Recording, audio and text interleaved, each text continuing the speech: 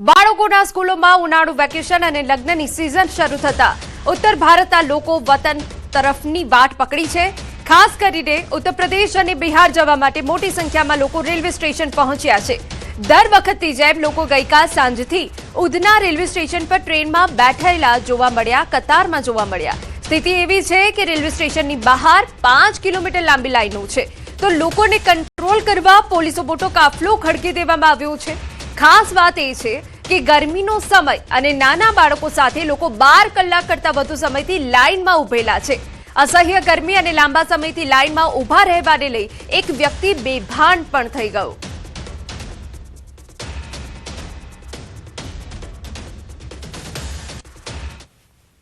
ઉનાળાના વેકેશનની શરૂઆત થતાની સાથે જ ફરી એક વખત સુરતમાં રહેતા પરપ્રાંતિયો વતન જવા માટે 24 કલાક પહેલા રેલવે સ્ટેશન પર પહોંચી ગયા છે। દ્રશ્ય જોઈ શકાય છે સુરતનું ઉધના સ્ટેશન કે જ્યાં વર્ષોથી ઉત્તર પ્રદેશ અને બિહાર જતા લોકો માટે સૌથી મોટી મુશ્કેલી સર્જતા હોય છે, ત્યારે આ વખતે બાળકોની સંખ્યા વધારે છે, કારણ કે સ્કૂલોમાં રજા પડવાની સાથે જ બાળકો મોટી સંખ્યામાં પરિવાર સાથે વતન જવા નીકળ્યા છે। મોડી રાતથી લોકોએ લાઈન લગાવી છે।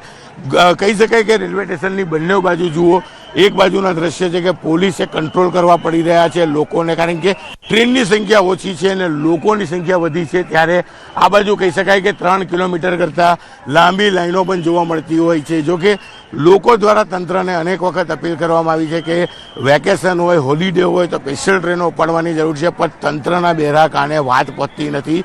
પરિણામે લોકોને આ મુશ્કેલી સર્જવી પડતી છે।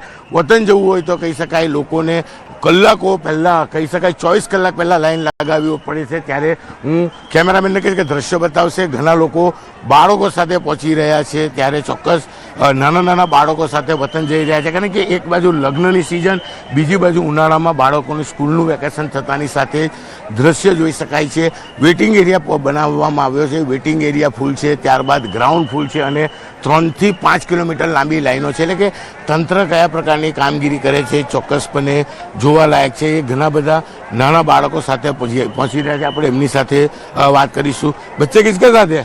मेरे साथ। कहाँ जा रहे हो? छपरा जाना है। टिकट नहीं मिला था? मिला है टिकट, लिए टिकट है काउंटर से। इस तरह से बच्चों को लेकर जाओगे, मुश्किल नहीं है? मुश्किल तो आई है सर, मगर जाना जरूरी है। क्यों? छुट्टी हो गई? नहीं, अपने को छुट्टी नहीं हुई, अपने शादी है उसकी वजह से जाना पड़ता है। बच्चों को स्कूल में छुट्टी हो गई? हाँ, बच्चे की स्कूल में छुट्टी हो गई।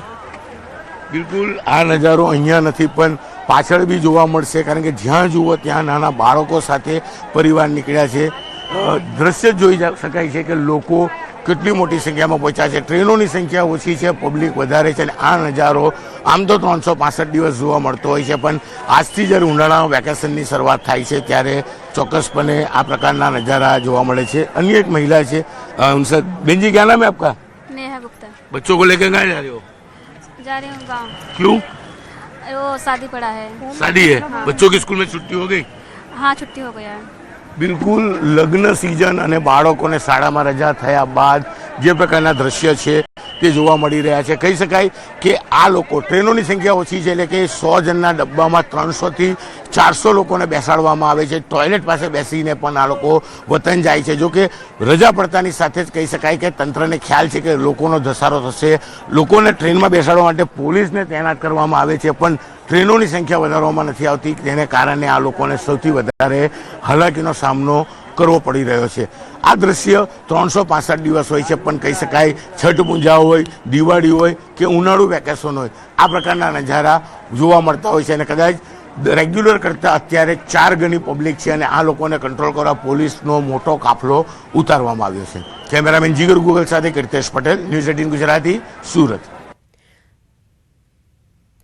અહીં ભીડને કંટ્રોલ કરવા પોલીસ પણ છે અને વગર ટિકિટ આવતા લોકોને પકડવા ટીસીની મોટી ફોજ સ્ટેશન પર ઉતારી। સ્થિતિ એવી છે કે 100 લોકોની કેપેસિટીવાળા ડબ્બામાં 500 લોકોને બેસાડવામાં આવે છે। ક્યાંક સુવાની જગ્યા પર તો ક્યાંક ટોયલેટ પાસે બેસીને લોકો વતન જવા મજબૂર બન્યા છે। લોકો લાંબા સમયથી બુકિંગ કરતા હોય છે, પણ ટિકિટ ના મળતા ઓપન ટિકિટ લઈ ટ્રેનમાં બેસવા માટે લોકો 12 કલાક પહેલા જ લાઇનમાં લાગી જાય છે। ઉત્તર પ્રદેશ અને બિહારના લોકો સુરતમાં 20 લાખ કરતા વધુ લોકો સુરતમાં સ્થાયી વસવાટ કર્યો છે। ઉનાળાના વેકેશન અને લગ્ન સિઝન હોવાને લઈને સુરતમાં રહેતા પરપ્રાંતિયો વતન તરફ નીકળી રહ્યા છે.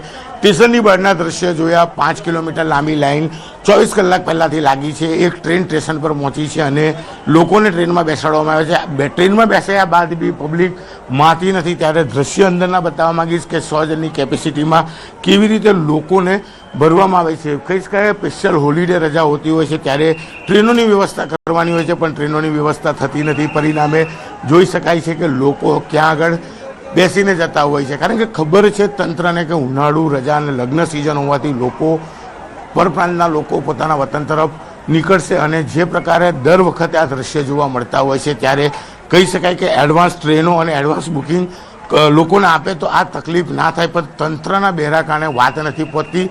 અને આ પ્રકારના નજારા સુરતના ઉધના સ્ટેશને જોવા મળે છે. હું કેમેરામેનને કહીશ કે થોડા અંદરના દ્રશ્યો બતાવવાનો પ્રયાસ કરશે કે લોકો કઈ હાલતમાં અહીંથી 36 થી 48 કલાક થઈ ઉત્તર પ્રદેશ અને બિહાર જતા છે. કારણ કે ઉત્તર પ્રદેશ અને બિહારમાં રહેતા લોકોનો સૌથી મોટો સમૂહ સુરતમાં છે. 20 લાખ કરતાં વધુ લોકો અહીંયા રહે છે. અને જે પ્રકારે અહીંથી લોકો વતન દિવાળી હોય, છઠ પૂજા હોય કે પછી ઉનાળાનું વેકેશન હોય જતા હોય છે, ત્યારે આ જ પ્રકારે ટ્રેનમાં બેસવા માટે 48 કલાક 24 કલાક પહેલાં લાઇનમાં લાગવું પડે છે. નંબર લાગે તો ટ્રેનમાં ચડે છે, નહીં તો બીજે દિવસે ફરી લાઇનમાં લાગતા હોય છે. લોકો જે રીતે જતા છે, ભાઈ બેઠા છે આપણે એમની સાથે. ભૈया क्या नाम है आपका? मेरा वरुण कुमार नाम है। वरुण भाई कितने बजे से आके बैठे थे तो स्टेशन? सुबह क्या 4 बजे आया हूँ सर। फिर कितना घंटा लाइन में खड़े रहे? 2 घंटे लाइन में सर। हर बार गाँव जाना होता तो इस तरह ही ऐसे ही जाते हैं हम लोग को, कोई सुविधा नहीं मिलता है। ऐसे ही भीड़ में पूरा क्या बोलते हैं, पुलिस वाले भी सपोर्ट नहीं करते हैं, सारा मारते भी हैं सब। ये कितने आदमी का डब्बा है, कितने आदमी भरे हैं? इसमें तो सीट तो बहुत, इसमें तो 500 से 600 आदमी भरे हुए हैं एक डब्बे में। બિલકુલ હું ઉપરનો નજારો બતાવવા માંગીશ કે જ્યાં આગળ સુવાની જગ્યા છે ત્યાં આગળ પણ લોકોને બેસાડવામાં આવે છે. અને વગર ટિકિટ આવતા હોય તે લોકોને પકડવા માટે અહીંયા ટીમો તૈનાત કરવામાં આવી છે. કદાચ આ જ તંત્ર જો કામગીરી કરે તો આવા લોકોને ટ્રેનમાં બેસી પોતાના વતન જવું પડે. 24 કલાક પહેલાં લાઈનો ના લાગે, કારણ કે લાઈન લાગે ને ભાગદોડનામાં તેના માટે પોલીસ તૈનાત કરવામાં આવી છે. લોકોને ટ્રેન સુધી બેસાડવામાં આવે છે. ટ્રેનોની સંખ્યા ઓછી છે, પણ જો વગર ટિકિટ આવે એમને પકડવા ટીમ છે. પોલીસ આવીને પરમિશનની વાત કરે છે. ભાઈ કામગીરી કરી હોય તો આ દિવસ જોવાના ના આવે. આવા નજારા ન્યૂઝ 18 ગુજરાતીએ અનેક વખત દેખાડ્યા છે, પણ તંત્ર સુધરવાનું નામ નથી લેતી. કેમેરામેન જીગર ગુગલ સાથે કીર્તેશ પટેલ, ન્યૂઝ 18 ગુજરાતી, સુરત. આ તરફ ભીડને જોતા વેસ્ટર્ન રેલવેએ પણ વ્યવસ્થા કરી છે, જેમાં અત્યાર સુધીમાં 4 ટ્રેનોને રવાના કરાઈ છે અને હજુ વધુ ટ્રેનોની વ્યવસ્થા કરાશે.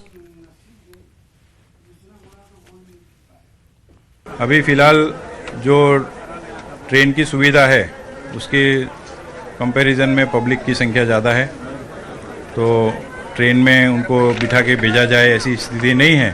तो ज़्यादा अतिरिक्त संख्या में जो पैसेंजर्स हैं उनको अभी हम बता रहे हैं कि अगर शाम को कोई ट्रेन होगी तो आपको इत्तला किया जाएगा, अदरवाइज़ अभी आप जाना चाहते हैं तो वापस जा सकते हैं.